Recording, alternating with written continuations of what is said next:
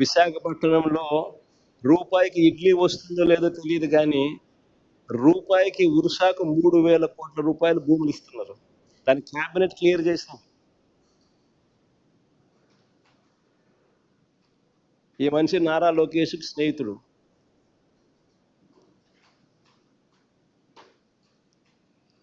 లూలు అంట విశాఖపట్నంలో ఒక మాల్ కట్టడానికి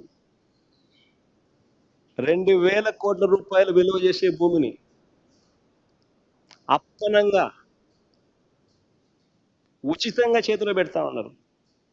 ఎక్స్ప్రెషన్ ఆఫ్ ఇంట్రెస్ట్ పిలవరు, కాంపిటీషన్ బిడ్స్ తీసుకోరు, అప్పనంగా ఇచ్చేస్తా ఉన్నారు.